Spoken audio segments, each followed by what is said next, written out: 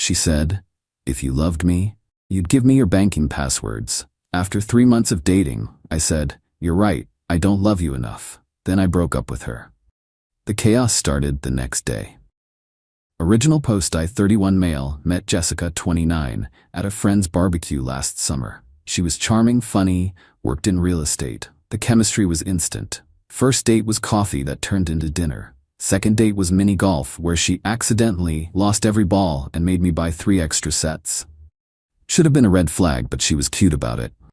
3 months in, things were going well, or so I thought. We weren't living together, but she'd stay over weekends. She'd already reorganized my kitchen because my spice rack was giving her anxiety. Started buying throw pillows for my couch, marking territory. Last Tuesday, we're having dinner at her place. She made this elaborate meal: steak, wine, the works. I'm thinking she wants to have the talk about making things official. Boy, was I wrong. "Babe, we need to discuss something important." "Sure, what's up?" "I think it's time we took the next step." "Moving in together? Feels a bit soon."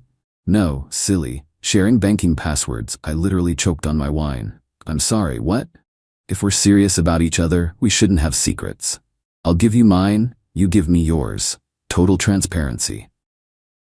"Jess, we've been dating 3 months.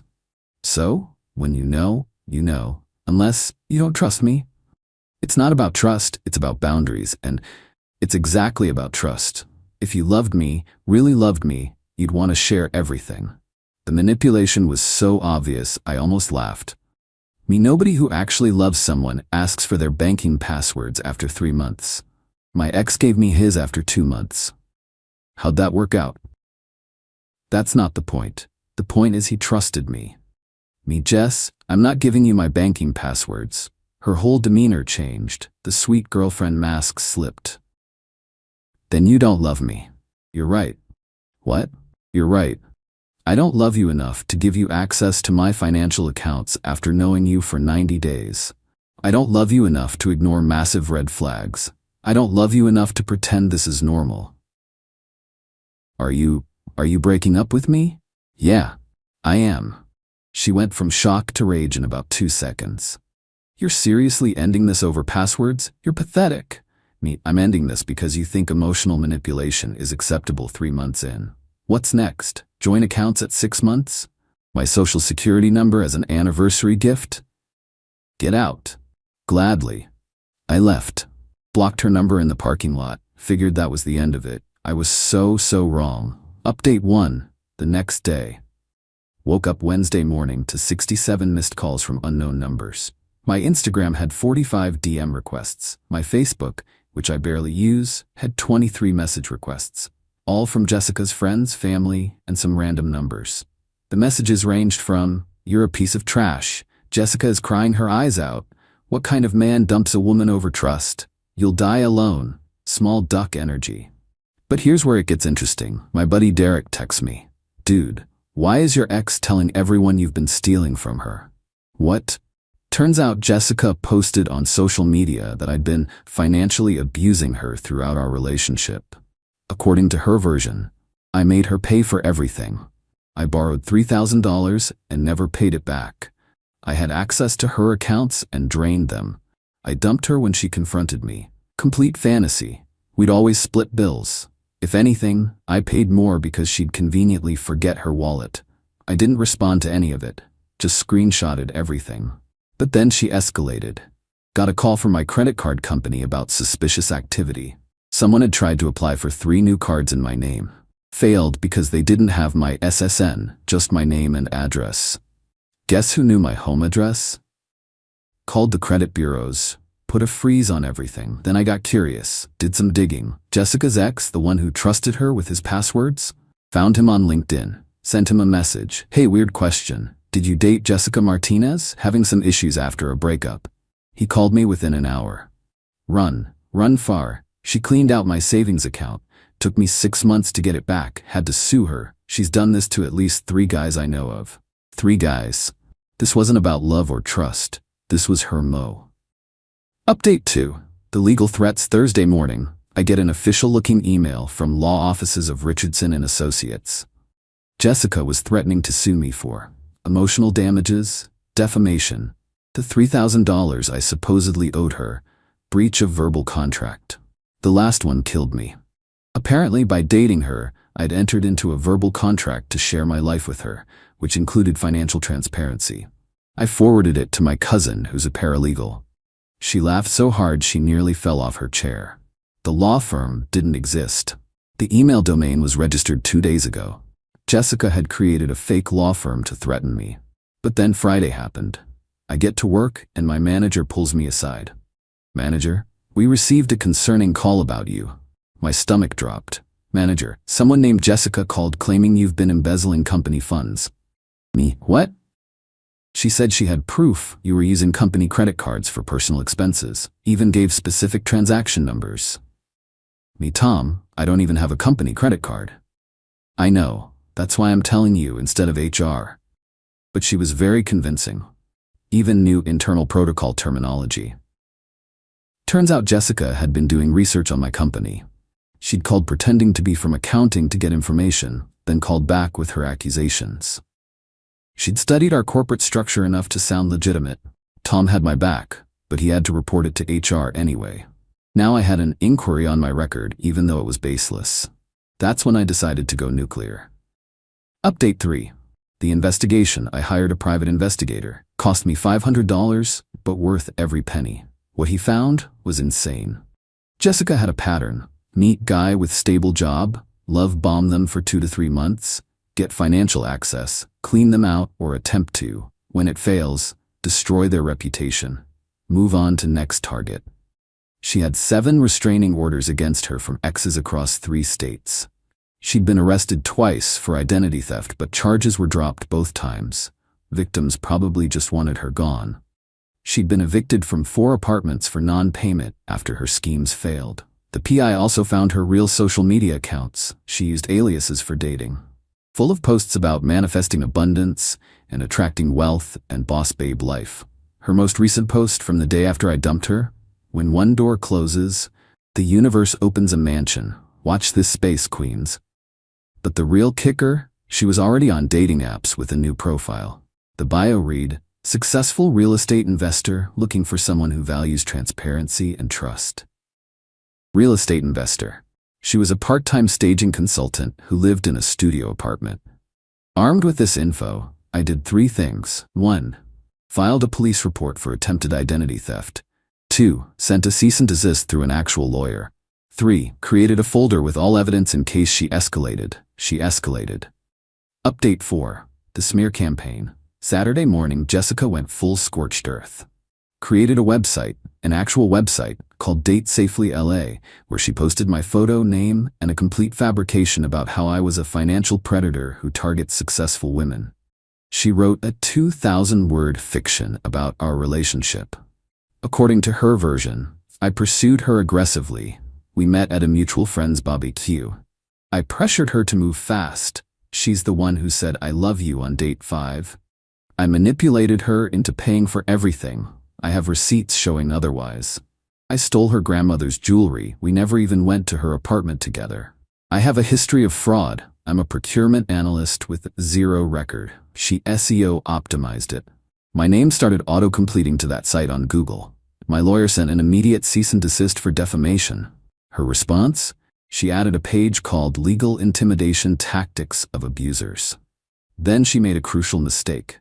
She created fake reviews on my company's Google page from former female employees, claiming I harassed them, but she used the same IP address for all of them. Google flagged them immediately and notified our IT department. Now, it wasn't just personal. She'd attacked my employer. Legal got involved. Monday morning, Jessica got served with a cease and desist from my company, a lawsuit for defamation from me personally, a criminal complaint for cyber harassment. Her response was to call my mom. Yeah. She found my mom's number. Mom called me confused. "Danny, some woman called crying about you owing her money." Me, "Mom, I dated her for 3 months. She's crazy." "Oh, thank God." She sounded unhinged. I told her to lose my number or I'd trace the call and press charges myself. I love my mom. Update 5. The other victims. Here's where it gets interesting. Remember those 7 restraining orders? Once my lawyer filed the defamation suit, 3 of her exes reached out to me. Victim 1, Brad. She got his banking password, transferred $8,000 to herself, then claimed it was a gift for their future together. Took him 18 months to recover half. Victim 2, Antoine. She applied for credit cards in his name, maxed them out on designer goods, then sold everything online. He's still fixing his credit 3 years later. Victim 3, Miguel. She convinced him to add her to his car loan as a cosigner to build her credit. She sold the car while he was on a business trip. We created a group chat, the Jessica Survivors Club. We shared evidence, stories, legal documents. Turns out she uses the same playbook every time.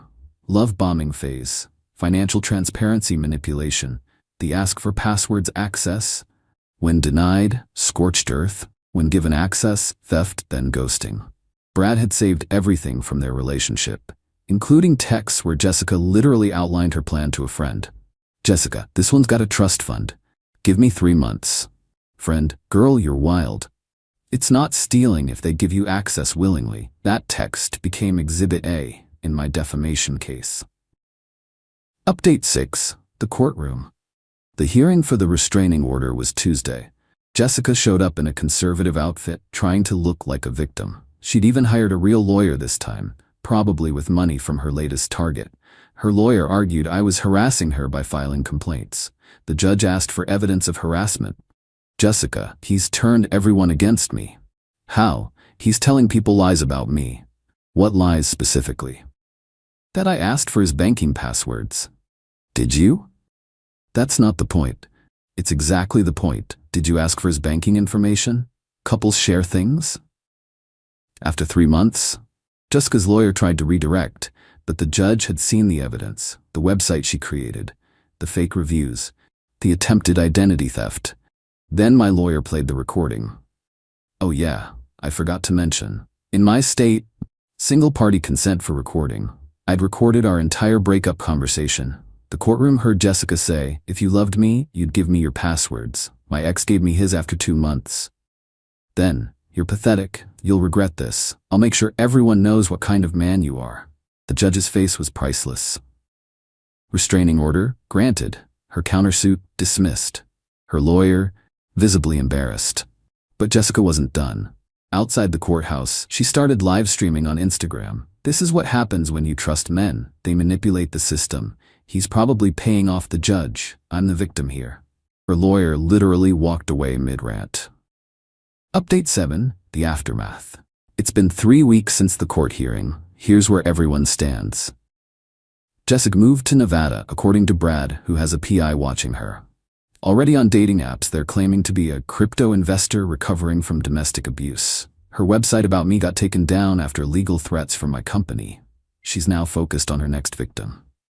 The other exes, we filed a joint complaint with the FBI for interstate fraud.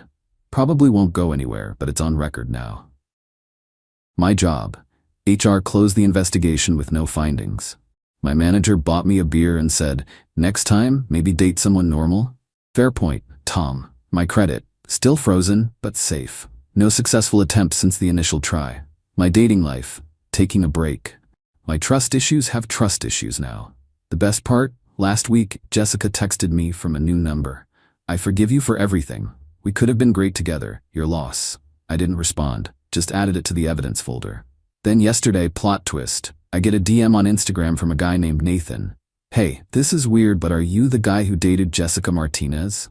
I'm seeing her now and something feels off. She's asking for my banking info after a month. Found your old post about her through Google Cash. Is this real? I sent him everything. The recordings, the court documents, the other victims' stories. His response, holy shit, breaking up with her tonight. An hour later, she just threatened to ruin my life. Already calling my employer. Thank you for the warning. Final update. Nathan and I have been texting. Jessica pulled the same moves. Fake law firm threats, called his employer, created a website about him, posted his info everywhere. But this time, she messed with the wrong guy. Nathan's a cybersecurity expert. He traced every fake account back to her IP, documented every false claim, and his company's legal team is now pursuing criminal charges for harassment. Even better, he found her real employment info. That successful real estate investor thing? She works part-time at a furniture rental company, staging homes maybe once a month. Her investment portfolio? A Robinhood account with $47 in it. Yesterday I got a call from an unknown number. Almost didn't answer, but curiosity won. It was Jessica's mom. "Mom, is this Daniel?" was asking. "I'm Jessica's mother. I wanted to apologize." Plot twist I didn't see coming. "Mom, she's done this before, many times. We've tried to get her help, but she refuses. She sees nothing wrong with what she does, says men owe her for existing." "Why are you calling me?" "Mom, because you're the first one who fought back publicly. Maybe if there are consequences, she'll stop. We're exhausted. Her father and I haven't given her money in years because she stole from us too." Her own parents. She stole from her own parents. "She told us you were abusive. We believed her at first. Then we saw the court documents online. The recording. We know our daughter. This is her pattern. I'm sorry you're dealing with this. Keep the restraining order active. Document everything. She'll move on eventually, but she might circle back in a few months when she needs money." The call ended with her mom crying. Imagine raising someone who turns out to be a professional parasite. As for me, I'm doing okay. Therapy helps. Yes, men go to therapy, deal with it. Trust issues are real, but I'm working through them. Learn to spot red flags earlier. Learn to trust my gut when something feels off. The Jessica Survivors Club still has our group chat. We check in on each other. Warn new victims when we find them. It's weirdly therapeutic knowing you're not alone in being targeted by a professional con artist. Oh, and that friend whose barbecue I met her at? Turns out Jessica crashed it. Wasn't even invited. She'd been scouting for targets and heard about a gathering with young professionals. My friend feels terrible about it. Lesson learned. When someone says if you loved me, you'd give me your banking passwords after 3 months, the correct response isn't giving them passwords. It's running fast in the opposite direction.